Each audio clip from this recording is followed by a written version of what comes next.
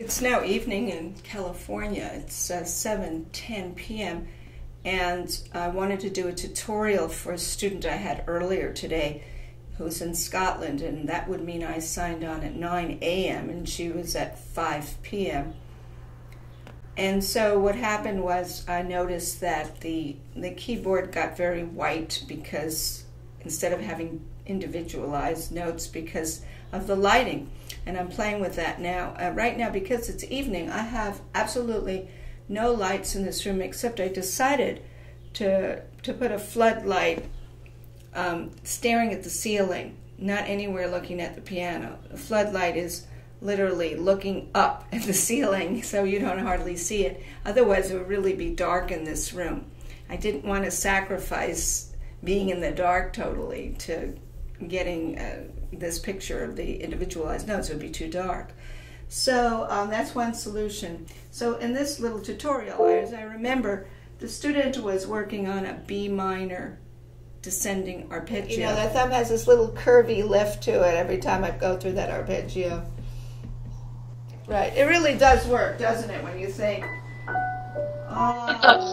lift. Yeah, I find it very helpful to do that. Very good.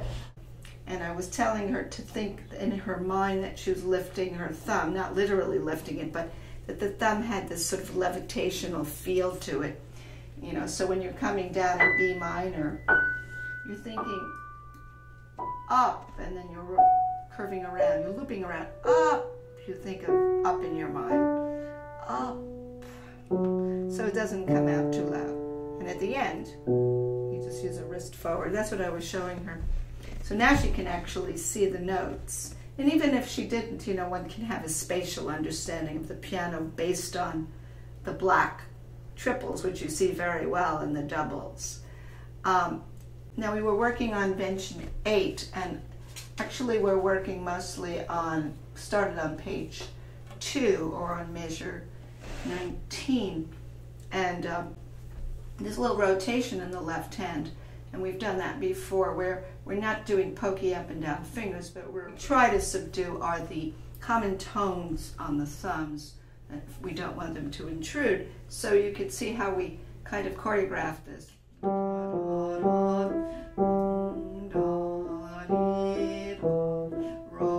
into the, we're kind of coming forward on the thumb with the wrist.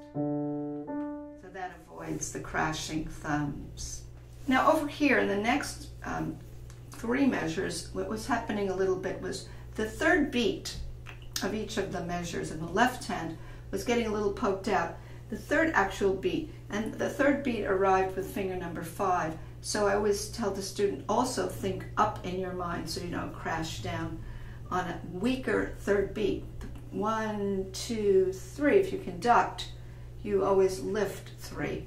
As conductors learn how to conduct 3 like that.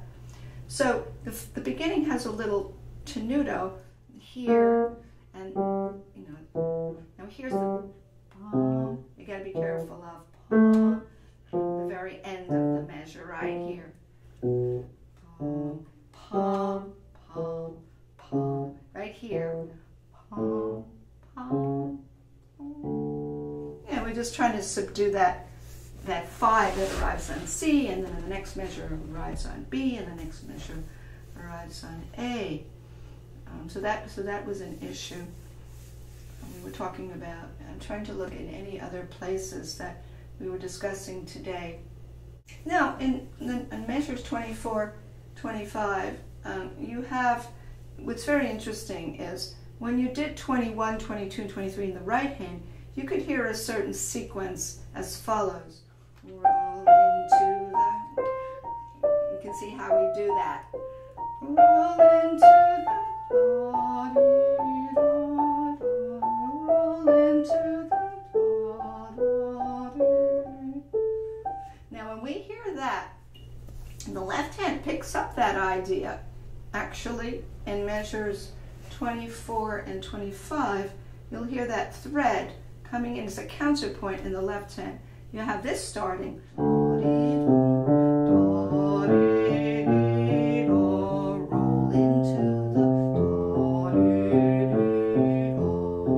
So there's there's that, again, the wrist forward on the notes that are common tones, but you're hearing a thread that you heard in the right hand go into the left. It's not the exact same notes, but it's you could say it's transposed to a different place, but it is the same sequence of notes in the same way.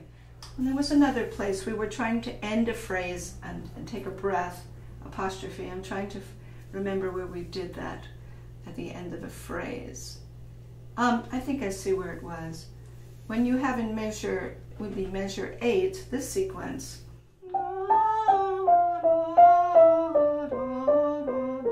Finish. Now pick it out.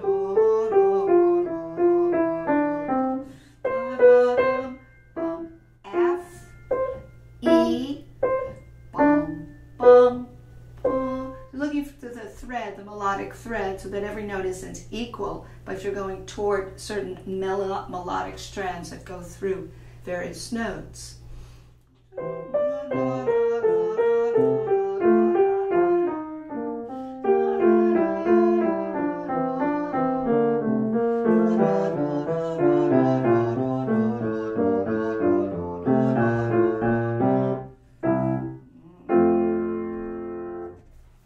Have to have little places where, you know, the phrase dips down and then it's energized after that, so you have to kind of breathe properly through places like that.